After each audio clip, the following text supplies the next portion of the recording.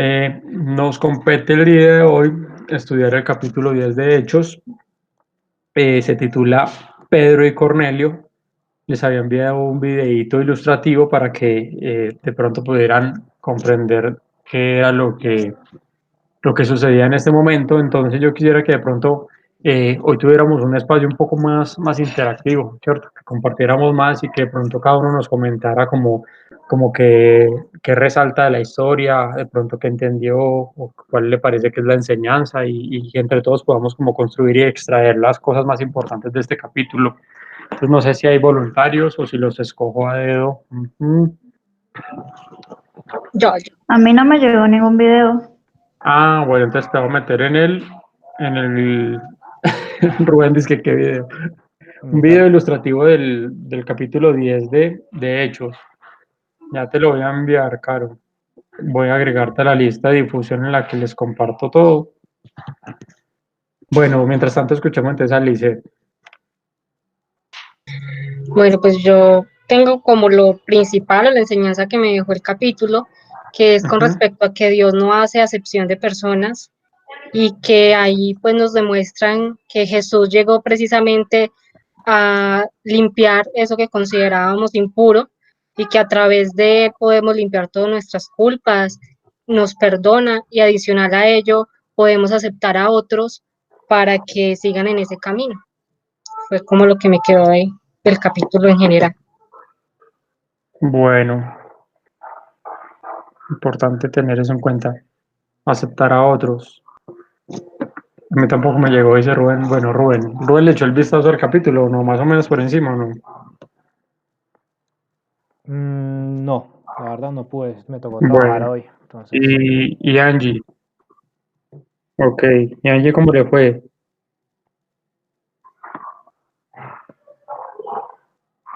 Angie se salió. Toca echar un chiste para que... Ah, Angie salió. Bueno.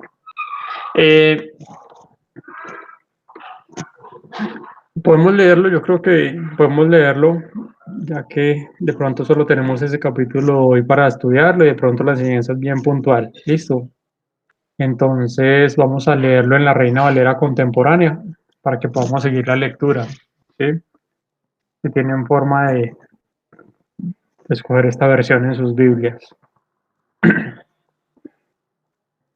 Hechos 10, capítulo 1 en adelante, dice: En Cesarea vivía un hombre llamado Cornelio, que era centurión del regimiento conocido como italiano. ¿Sí? El regimiento era conocido como italiano. Cornelio era un hombre piadoso y temeroso de Dios, lo mismo que toda su familia, pues ayudaba mucho a la gente con dinero y siempre oraba a Dios.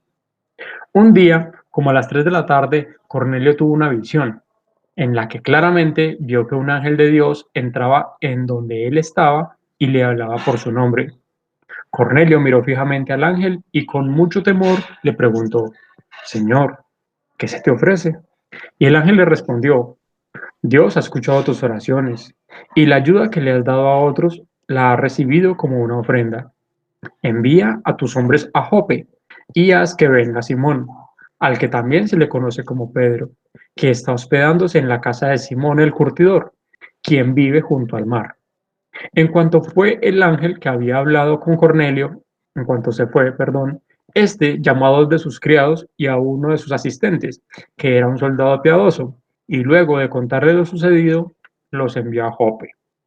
Listo. Versículo 9. Al día siguiente, como al mediodía, mientras ellos iban acercándose a la ciudad, Pedro subió a la azotea para orar. De pronto le dio mucha hambre y pidió de comer. Mientras le preparaban algo, cayó en éxtasis y vio que el cielo se abría y que de él descendía algo semejante a un lienzo o una sábana, ¿sí? Atado por las cuatro puntas. Dentro del lienzo había toda clase de cuadrúpedos, reptiles y aves. Entonces oyó una voz que le decía: Pedro, levántate, mata y come. Pedro respondió: No, Señor, porque nunca he comido nada que sea común o impuro. Por segunda vez la voz le dijo: Lo que Dios ha limpiado, no lo llames común. Esto se repitió 3 veces. Después el lienzo fue recogido y llevado inmediatamente al cielo. Vamos a hacer una pausa ahí. La Biblia en este pasaje nos habla de algo que había sido considerado hasta ese momento como impuro o común, ¿cierto? Por eso era el chiste ahorita con Lisette. Y cómo es que en este momento en que Pedro tiene hambre, dice que desciende una sábana, ¿cierto? Un lienzo colgado de las 4 puntas con toda clase de animales, ¿cierto? Y Dios le dice, mata y come, ¿cierto? Y Pedro le dice, porque según la tradición y según la ley, Pedro le dice, no, es que yo nunca he comido un animal común o impuro. Y Dios le dice, no llames común a lo que Dios ya ha santificado. ¿Listo? Pero Pedro hasta ese momento no entendía cuál era la enseñanza de lo que Dios le había dicho, ¿sí? Y eso es lo que dice la escritura, más al Pedro no entendía realmente de qué se trataba. Ni siquiera la escritura dice si realmente Pedro finalmente comió o no, ¿sí? El paréntesis que quiero hacer aquí es acerca de los alimentos que Dios había dicho a su pueblo que eran considerados como impuros. Espérenme un momento.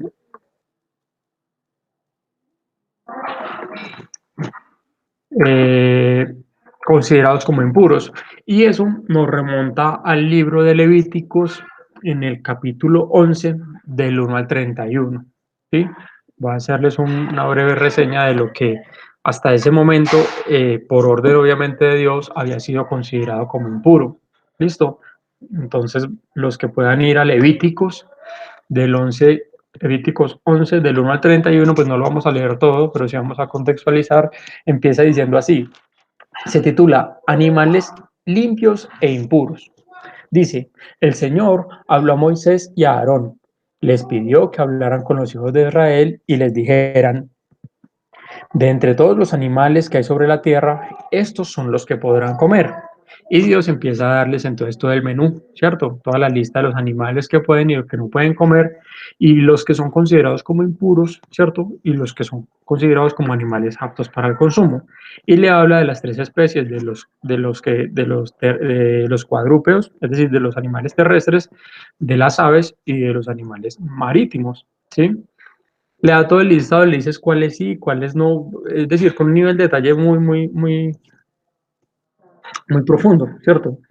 Le nombra casi que animal por animal y se los describe cuáles realmente podrían comer y cuáles no. Dentro de los animales que Dios les dice a ellos que son animales conocidos como impuros o considerados como impuros, en cuanto a los terrestres, Dios les habla de los animales de pezuña hendida y animales rumiantes. Ahí entonces les dice Dios que solo los animales rumiantes y de pezuña hendida, es decir, de pezuña abierta, son los animales que ellos van a poder comer, ¿cierto? De los animales terrestres. Esas son las 2 cualidades. Jaime, Sí, en esta versión dice, sin embargo, no puedes comer los siguientes animales, que tengan las pezuñas partidas o que rumían. Creo que es al revés lo que estás diciendo. déjame verifico. 4. Dice el versículo 4. 4. De los que rumían o tienen pezuña, no podrán comer los siguientes. No, ahí dice los que tienen pezuña, es decir, los animales cuadrúpedos tenían pezuña, pero el detalle era la pezuña hendida, ¿sí? Por ejemplo, el caballo tiene pezuña, pero es completa. La pezuña hendida es la que viene abierta a la mitad, ¿sí? Entonces, de los que rumían y tienen pezuña, es decir, cumple solo una condición y es que son rumiantes. Tenían que cumplir las 2. Habían unos que tenían pezuña hendida, pero no eran rumiantes, entonces no podían comerlos. ¿Sí? Vamos a leer un poquito entonces de pronto para aclarar el asunto. Perdón. Dice, todos los que tengan pezuña hendida, versículo 3, y rumíen, podrán comerlos. ¿Sí? Versículo 4, de los que rumían y tienen pezuña, no dice que hendida, sino ya hace referencia a la pezuña completa, no podrán comer los siguientes. El camello, porque rumía, pero no tiene la pezuña hendida, ¿sí? Deben considerarlo impuro. El damán, porque rumía, pero no tiene pezuña, deben considerarlo impuro. Es decir, incluso no tiene ni pezuña, ¿cierto? La liebre, porque rumía, pero no tiene pezuña, deben considerarla impura. El cerdo, porque tiene pezuñas y estas las tiene hendidas, pero no rumía, deben considerarlo impuro, ¿sí? Entonces, este era el detalle o la seña con la cual ellos podían identificar qué animales cuadrúpedos, ¿cierto?, podían comer y cuáles no. Me pareció curioso ese detalle, entonces de pronto consulté un poquito más y les quiero compartir algo que obviamente los mismos judíos, que son a quienes se les impartió esta norma, explican mucho mejor, ¿cierto? Y le dan un significado un poco más profundo a esta norma. Lo encontré y dice así. Dice, ¿qué tiene que ver la condición? Bueno, hay una frase, dice, ¿qué tiene que ver la condición kosher de un animal con ser rumiante y tener pezuñas hendidas?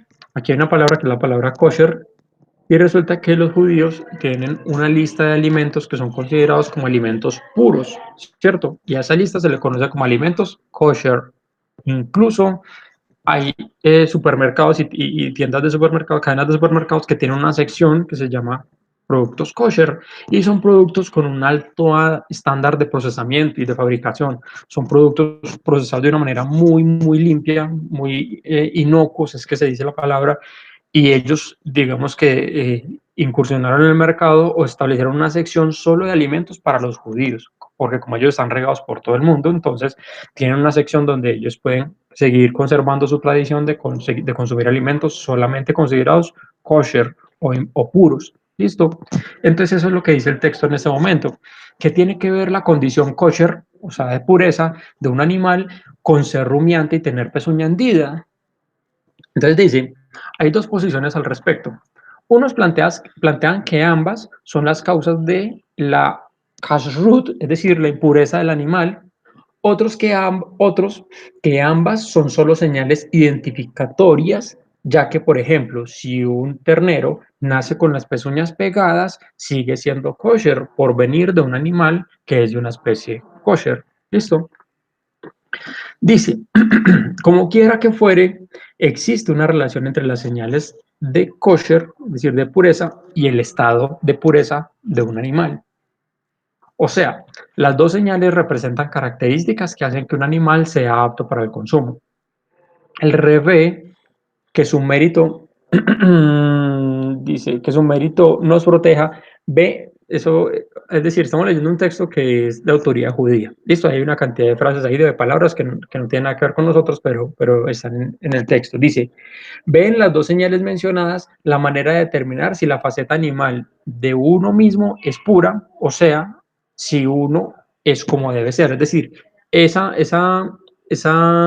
condición de los animales de considerarse puros o impuros nos habla acerca de nuestra propia naturaleza.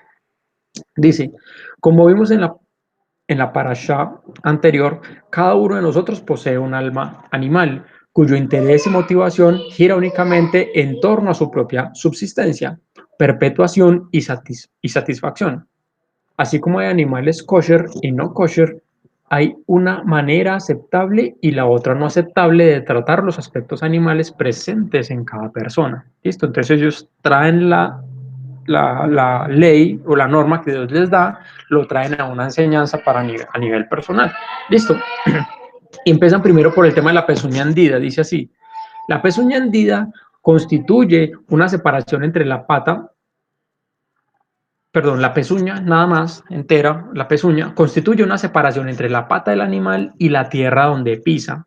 En otras palabras, a diferencia de los animales no kosher, es decir, impuros, que pisan la tierra directamente, el animal kosher establece contacto con la tierra por medio de una separación. De esto podemos aprender lo siguiente: el contacto con la terrenalidad, con el materialismo, debe darse a través de las manos, sin meter demasiado la cabeza. De hecho, aún las manos deben mantener cierta distancia. La cabeza debe permanecer libre para poder dedicarse a actividades más elevadas y espirituales. La pezuña del animal kosher debe estar dividida en dos partes, derecha e izquierda. Esto tiene dos enseñanzas. Cada acción relacionada con lo terrenal que uno se propone hacer debe analizarse primero para determinar si corresponde incorporarla en la vida de uno, es decir, pasarla a la derecha, o bien alejarla de uno, es decir, dejarla a la izquierda, ¿sí? ¿Hasta qué punto esto puede ser verdadero o no? ¿Hasta qué punto esto puede ser el propósito de la enseñanza de Dios? No podríamos decirlo. Puede que tenga mucho sentido, pero asimismo podría parecer una alegoría, ¿sí? La alegoría es yo darle un significado a cada cosa, una simbología que propiamente el texto no me lo está diciendo. ¿Listo? Pero que puede que tenga algo de lógica y algunas culturas lo consideran de esa manera. Luego dice así: cuando la pezuña es hendida, permite que la luz llegue al suelo que pisa, ¿sí? A diferencia de la pezuña no hendida, como la del caballo, que tapa totalmente la pisada. Esto nos enseña que nuestro involucramiento con lo terrenal debe ser de tal manera que se vea influido por la luz de la Torá, es decir, esto es judío, ¿sí? Es decir, por la escritura. No debe haber una dicotomía, es decir, una diferencia entre nuestra vida espiritual y nuestra actividad material. Debe haber una coherencia entre todas las facetas de nuestro ser. La luz espiritual debe llegar a influir en nuestra manera de involucrarnos con el mundo material. Sí, él está diciendo que no se trata de separar alma y cuerpo, o espíritu y cuerpo, sino que realmente en todo momento seamos uno solo, ¿cierto? Y obviamente que prime la parte espiritual.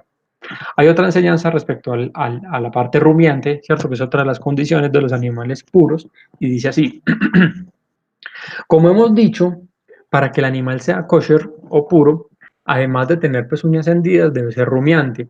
Trasladado a su aplicación a la vida, la idea es que antes de decidir incorporar algo material a la vida de uno debe rumiarlo, es decir, analizarlo muy bien, dado que somos fácilmente seducidos y sobornables por lo material. Es muy factible que lleguemos a la condición de que algo nos sirva, aunque realmente no sea así. ¿Sí? Muy buena enseñanza me parece eso. Dice: no hace falta ir muy lejos para encontrar un ejemplo. La mayoría de las veces que comemos es por gusto, no por necesidad. Nos haría mucho bien pensar antes de comer en lugar de comer por impulso. Podemos explorar esto a todas las, extrapolar, perdón, esto a todas las actividades de la vida. Hay que pensar bien, rumiar antes de tragar definitivamente, es decir, antes de tomar una decisión irreversible. Luego dice: cuando nuestra relación con lo material es de la manera descrita, podemos estar seguros de que es como debe ser, tanto para nuestro beneficio personal como para el mundo que nos rodea. ¿Listo? Como les decía, tiene mucho sentido, ¿sí? Tiene mucho sentido, tiene una enseñanza aplicable para nuestra vida. Debemos analizar las cosas, no debemos tragar entero, como dice el dicho, ¿cierto? Pero que creería que no es propiamente la enseñanza que Dios hubiera dicho sobre este tipo de animales. Eh, Leyendo uno el texto del Levítico, vemos que más abajo empieza a detallar una cantidad de animales, y mire qué curiosidad y qué oportuno me parece el versículo 13, del 13 al 18, perdón, al 19, que dice así: de las aves considerarán animales repugnantes y no podrán comer los siguientes: el águila, el quebrantahuesos, el azor, el gallinazo y toda clase de milanos, toda clase de cuervos, el avestruz, la lechuza, la gaviota, toda clase de gavilanes, el búho, el somormujo, el ibis, el calamón, el pelícano, el buitre, la cigüeña, toda clase de garzas, la abubilla y el murciélago. Casualmente, ¿sí? uno, uno quisiera poder extraer, digamos, enseñanzas alegóricas de todo lo que aquí se está diciendo, pero realmente, digamos que a profundidad, eh, finalmente la ciencia en este tiempo ha demostrado que la lista de animales que realmente se enlistan ahí son animales que realmente no traen consecuencias buenas para la salud, ¿sí? Y que finalmente Dios era protegiéndonos de una cantidad de consecuencias que venían por el consumir esos animales, y porque además las condiciones de salubridad en ese tiempo no eran las más adecuadas. Dios en ese mismo capítulo les dice: si un hombre toca el cadáver de un animal, quedará impuro hasta la noche, tendrá que lavar sus vestidos, tendrá que hacer una cantidad de cosas, pero por cuestión de salubridad, ¿sí? Es más allá del ritual, de la mística, de la enseñanza. Amigo, usted está contaminado, usted ahora es impuro, pero porque usted se convierte en un riesgo para su comunidad, ¿sí? Entonces no es tanta la religiosidad o la alegoría que se quiera extraer de ahí, aunque pueda tener mucho sentido lo que les acabo de leer, pero es más que todo el tema de Dios queriendo evitarnos consecuencias negativas de consumir ese tipo de animales. Y no sabemos, y todavía creo que no se ha demostrado el hecho de que realmente del murciélago haya provenido el virus del COVID-19, ¿cierto? Pero sí sabemos que hay muchos virus que se han propagado en la humanidad provenientes de los animales, ¿cierto? Sabemos que el VIH proviene de las relaciones sexuales de un hombre con un chimpancé, ¿cierto? Con un simio. Entonces, realmente, si los animales sí son portadores de virus y de bacterias, y realmente Dios nos dijo, con eso nada que ver, ¿cierto? Y nos dijo exactamente qué cosas podíamos comer y qué no. Luego, bueno, vamos a ver hasta dónde hemos leído, a ver si ya conviene hacer la aplicación. Dice, bueno, Dios le dice a Pedro, no llames común a lo que Dios ya ha santificado, ¿sí? Entonces miremos que finalmente no se trataba tanto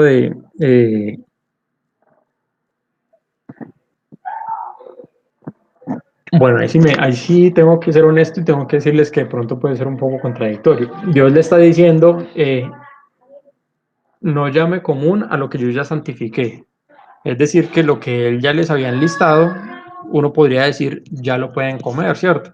Porque dentro de la sábana dice que había toda clase de animales, cuadrúpedos, aves y reptiles. Y Dios le dice, mate y coma. ¿Hasta qué punto? No sabrían, yo podría decir que realmente es así en cuanto a todos los animales. Vemos que mucha gente, por ejemplo, se va para la selva y una cantidad de cosas y mata animales y los cocina y toda la vaina y los ingiere, ¿cierto? Pero el asunto con eso es que ya ahora hay otra práctica y es que los cocinan, ¿sí? Ya ahora los procesan, ya ahora les extraen las vísceras, ya hay una cantidad de cosas, entonces puede que en su tiempo no tuvieran el procedimiento y las normativas adecuadas para tratarlos, pero ahora sí, ¿sí? Más allá de esto, me hace recordar un pasaje en el que Pablo, creo que es en Romanos, habla acerca de no juzgar al que come o al que no come, ¿cierto? Dice exactamente así el capítulo.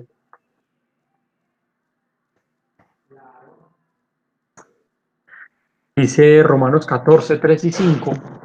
Dice así, el que come no menosprecia al que come, y el que no come no juzga al que come, porque Dios le ha recibido.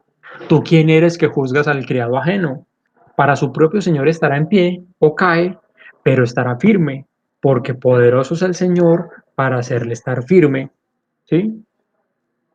Pablo está diciendo, ya aquí ya no se trata de que el pecado sea comer o no comer, ¿cierto? El pecado ya radica en la intención por la cual usted hace las cosas. Si hay alguien entonces que considera que comer carne puede ser pecado, usted no debería convencerlo de que eso no es así. Porque esa persona, teniendo la convicción de que eso es pecado, aún así decide comer, ya pecó. Porque atentó o fue en contra de una convicción que tenía respecto a Dios. ¿Sí? Entonces aquí ya realmente la palabra dice que el reino de los cielos no consiste en comida ni bebida, ¿cierto? Sino en gozo y paz. Entonces ya no se trata de qué alimentos realmente podemos consumir o qué cosas realmente nos contaminan y que son desagradables ante los ojos de Dios, sino realmente cuál es la intención con la cual nosotros hacemos ese tipo de cosas. Y hasta ahí parece que la enseñanza fuera netamente sobre los alimentos, ¿sí? Pero vamos a ver más adelante que realmente no es así. Si alguien tiene alguna inquietud, pregunta, aporte, bienvenido.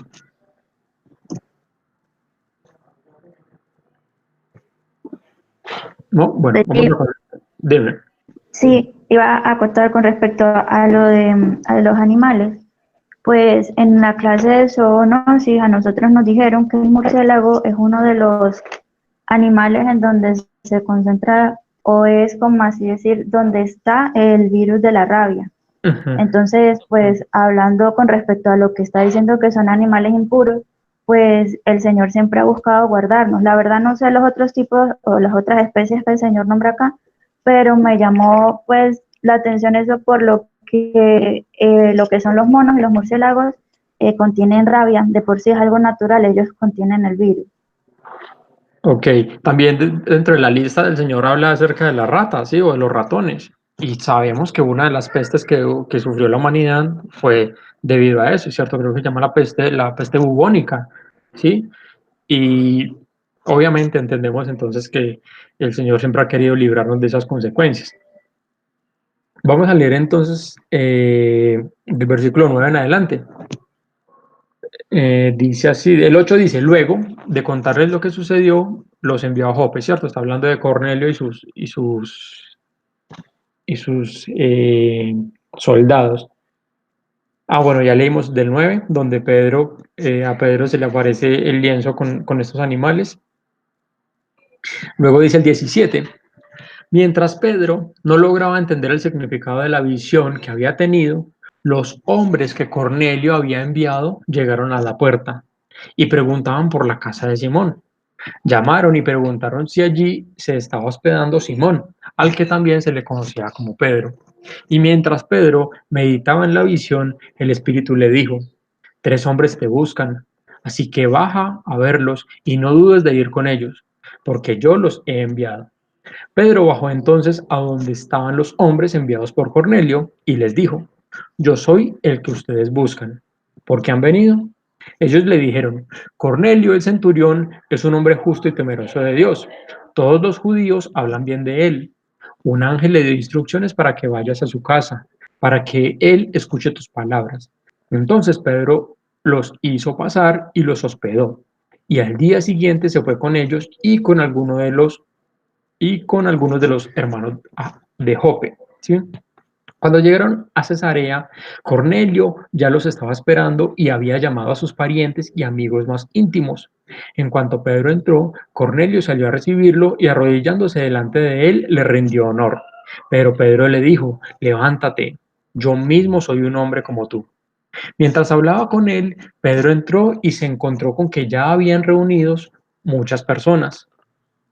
Entonces les dijo, como ustedes saben, para un judío es muy, Pedro les dijo, como ustedes saben, para un judío es muy repugnante juntarse o acercarse a un extranjero, pero Dios me ha hecho ver que no puedo llamar a nadie gente común o impura.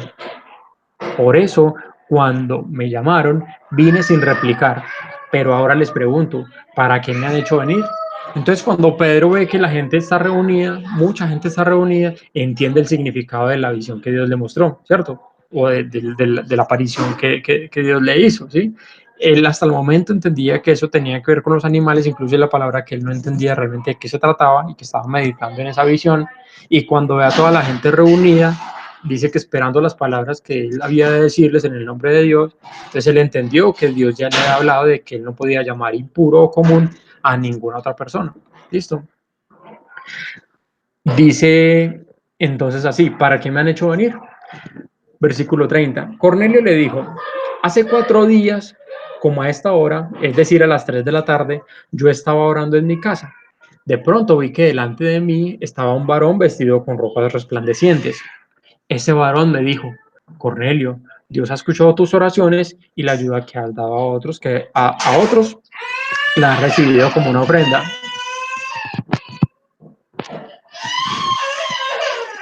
Miguel,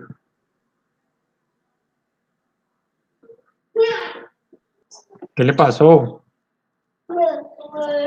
Muestre. Ya, gordito. Chao. Lo siento.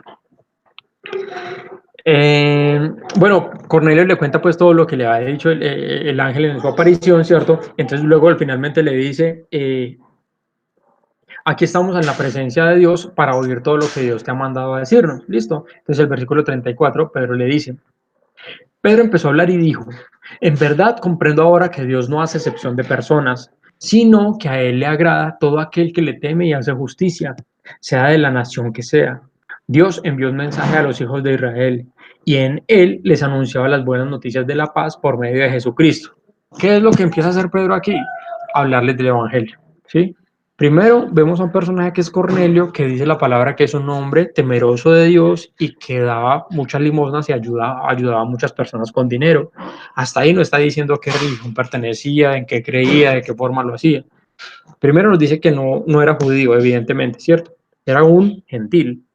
Y resulta que la palabra gentil significa que no es judío. Eso significa un gentil, ¿sí? Los gentiles o el gentil significa que no es judío. Y resulta que los judíos creían hasta ese momento que solamente ellos tenían la franquicia de Dios. Es decir, solamente ellos tenían acceso a los favores de Dios. ¿Listo? Y que solamente ellos podrían recibir el Espíritu Santo, ser bautizados, hacer los rituales y todo el asunto. Y Pedro en ese momento se da cuenta, él reconoce que Dios no hace excepción de personas, ¿sí?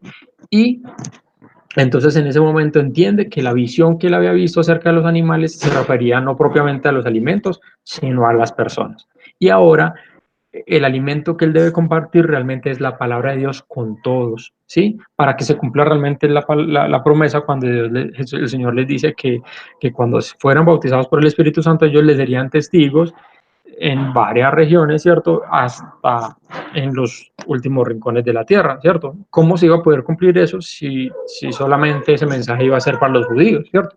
No podía ser así. Pedro les enseña el Evangelio y dice el versículo 44, perdón. Mientras Pedro les hablaba así, el Espíritu Santo cayó sobre todos los que lo escuchaban. Los judíos circuncidados que habían acompañado a Pedro estaban atónitos de que también los no judíos recibieran el don del Espíritu Santo, pues los oían hablar en lenguas y magnificar a Dios. Entonces Pedro dijo: ¿hay algún impedimento para que no sean bautizados en agua estas personas, que también han recibido el Espíritu Santo como nosotros? Y mandó bautizarlos en el nombre del Señor Jesús. Entonces le rogaron que se quedara con ellos algunos días más, ¿sí? Finalmente entonces estas personas se convierten y son bautizados en agua como el Señor les había indicado que bautizaran.